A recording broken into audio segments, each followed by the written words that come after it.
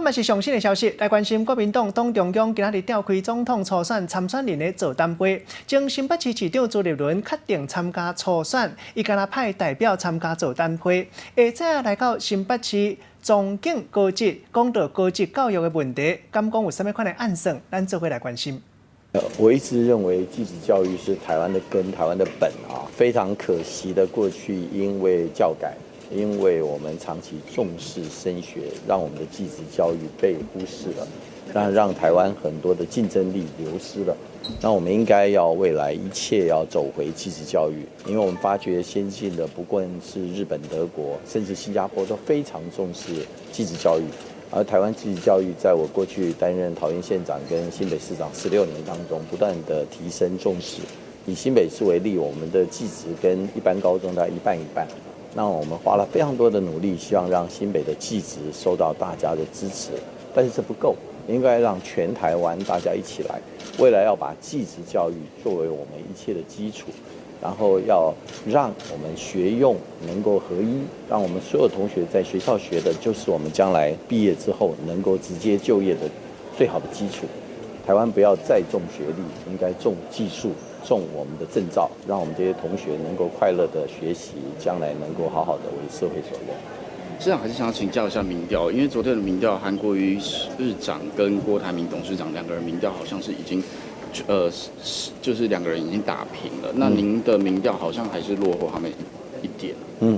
我觉得我比较关心的不是我们党内的民调，我一直很关心的是，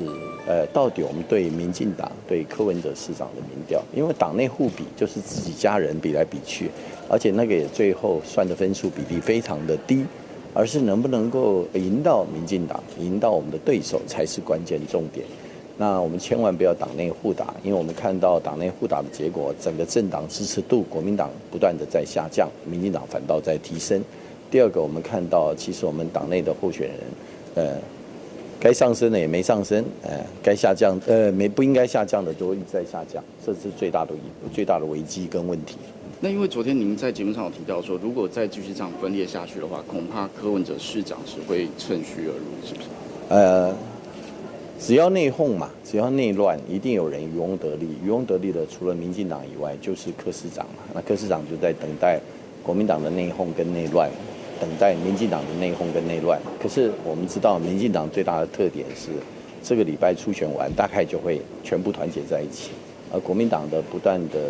互打的话，就会造成党内的重伤跟内伤。那因为今天也是5人小组和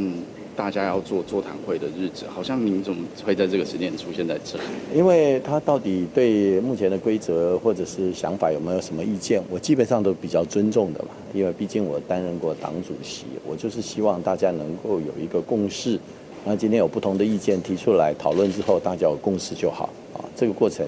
不要再造成纷扰了。能够有大家能够接受的办法就是好办法。那因为早上早上周习伟市长他是有周习伟县长他是早上有是在座谈会会场，可是他好像有点生气，他希望说他说穷人没有参选的权利，他认为500万好像有点白花。这个我无法回答，你问错人了。你会担心500万付诸有声吗？啊，你问错人了，应该不。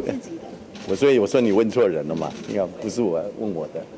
市长那郭董就不签切结书，甚至对党中央抗议说想要改初选规则。我是比较尊重开放的态度啦。那切结书这种东西就是一个大家的公约嘛，那原则上就是同意嘛，签了嘛。好，市长那个，因为韩国瑜最近因为送中的议题，就是在网络上被骂，因为他的态度不明确。对于香港目前发生的这样子的一个问题，我们的态度立场都非常坚定。我们一再强调，我们